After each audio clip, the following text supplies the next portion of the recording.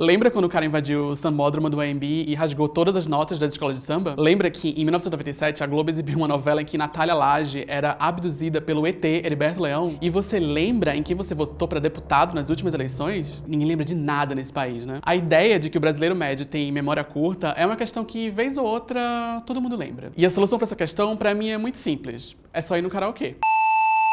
Eu vou explicar.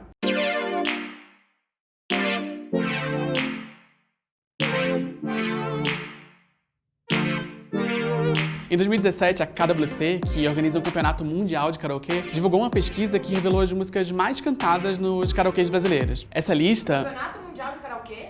Campeonato Mundial de Karaokê. Por que isso não é transmitido ao vivo pra todo o país? Por que não virou esporte olímpico ainda? Enfim, a lista. Não tem nenhuma grande surpresa nela. Tem Evidências em primeiro lugar, grande sucesso de Chitãozinho e Chororó, o Rolling Notes brasileiro, tem o Amor em Poder da Rosana, tem Sandra Rosa Madalena do Sidney Magal, grandes marcos da música brasileira. E dá pra entender o apelo delas no karaokê. Elas são relativamente fáceis de cantar, não necessariamente no sentido de técnica vocal. É que não tem muita palavra difícil, né? E as sílabas se encaixam direitinho na melodia. Fazer amor de madrugada, amor com jeito de virada. O que faz com que essas músicas sejam muito fáceis de lembrar. Tão fáceis que, na verdade, eu nem lembro quando foi a primeira vez que eu ouvi. Alguém lembra quando eu vi Pintura Íntima do Kid Abelha pela primeira vez? Eu lembro. Você não. Eu não estou falando com você, cabra. Ninguém lembra. Ela tava sempre ali, sempre esteve, na espreita, sorrateira, no inconsciente coletivo brasileiro. Ou pelo menos dos anos 80 pra cá. São músicas que a gente foi programado a saber cantar desde que a gente nasceu. Quem dera ser um peixe para então limpo do aquário mergulhar, fazer borbulhas de amor a te encontrar, passar a noite claro dentro de ti, um peixe. Essas músicas são tão parte do repertório cultural brasileiro que imaginar um Brasil sem elas é quase um exercício de ficção científica que se passa dentro de uma sala de karaokê. Parece um filme ótimo. Que tipo de Brasil terrível existiria se Borbulhas de Amor de Fagner ou Menino Veneno do Richie nunca tivessem existido? Esse é mais um trabalho para Glória Pérez Asimov. O filme Yesterday, do Danny Boyle, imagina uma realidade paralela em que os Beatles nunca existiram. Então nesse mundo aí, Beatles já era. O negócio agora é brega funk. Onde é que eu tava mesmo?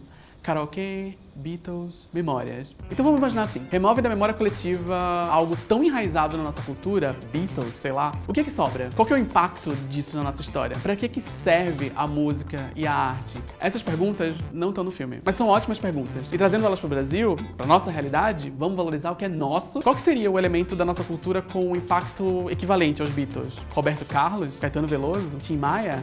Molejo? Eu acho que seria essa lista aqui, uma coletânea dessas músicas de karaokê que todo mundo canta. Eu proponho um filme de ficção científica especulativa que imagina um futuro distópico onde os maiores sucessos do karaokê brasileiro nunca existiram. Esse é o meu pitch. O Brasil virou um grande deserto. O único meio de transporte conhecido são carros de mensagem tunados. Todo mundo se veste com versões metálicas do uniforme das paquitas dos anos 80. O quê? O filme é meu? Eu imagino o que eu quiser. Porque a gente não faz muito isso, né? Isso o quê?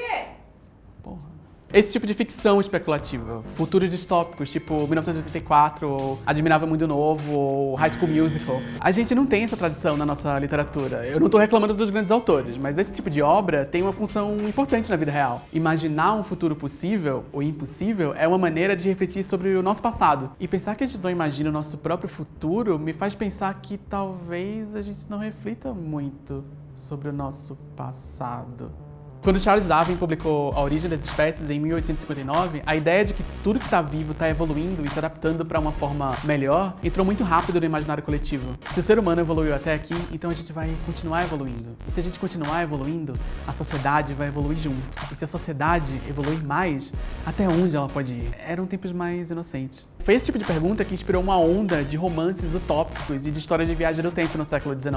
No livro Looking Backwards, do Edward Bellamy, não tem no Brasil, tá, meninas? O personagem principal pega no sono e acorda num futuro utópico, uma sociedade perfeita e evoluída. Foi o primeiro de uma grande leva de histórias que examinam o futuro pela lógica da teoria da evolução. E o que é uma história de viagem no tempo, se não um estudo sobre causa e consequência? Que tipo de causas a gente poderia mudar no passado para construir consequências diferentes no futuro? Será que Marty McFly consegue mudar a própria história sem desaparecer no processo? Será que se eu voltar no passado e acender a luz da sala antes de eu entrar, eu escape de bater o joelho na quina da mesa? Vamos torcer. Causa, consequência. Passado, Passado, futuro, escolhas, memórias. A importância desse exercício imaginativo é que o presente não abre muito espaço para imaginação, né? O presente é o presente. A gente tá aqui, vivendo esse instante. Eu e você. E a gente não tem acesso às outras possíveis realidades onde fizemos outras escolhas. Pra gente, história é uma trajetória linear entre passado e o presente. Então é mais fácil imaginar a realidade que a gente vive como algo inevitável. Aconteceu, eu nem lembro mais. O brasileiro tem memória curta mesmo. Mas realidade são escolhas. E examinar as escolhas que a gente fez no passado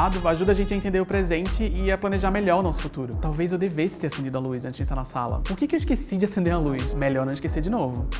Aprendizado. É entender qual ponto do passado desgringolou o futuro. Talvez, se a escravidão nunca tivesse acontecido no Brasil, eu não sei. Não tem como saber. Como seria o Brasil se depois da Lei Áurea o governo tivesse investido em alguma política de inclusão para os escravizados recém-libertos? Como seria o Brasil se o golpe de 64 nunca tivesse acontecido? Se Getúlio Vargas não tivesse cometido suicídio? Ou se o impeachment da Dilma não tivesse rolado? Se Aécio Neves tivesse ganhado a eleição de 2014? Se o 7-1 nunca tivesse acontecido? Se Cláudia Leite não tivesse lançado o álbum Nega Loira? Ou se a gente lembrasse melhor do nosso passado? Não como uma linha reta de um ponto a outro, mas como vários galhos entrelaçados ou um novelo místico de linhas se cruzando e bifurcando numa grande bagunça gostosa. A vida como ela realmente é. Quantos Brasis possíveis existem por aí no multiverso? Quanto a gente pode aprender olhando essas versões diferentes da realidade? Vamos imaginar isso aí. Vamos cavar o passado. Vamos lembrar melhor. Eu sei que é difícil, mas se a gente consegue lembrar da letra de evidências sem muito esforço, talvez a nossa memória não seja tão curta assim. Ela só precisa de um pouquinho de exercício.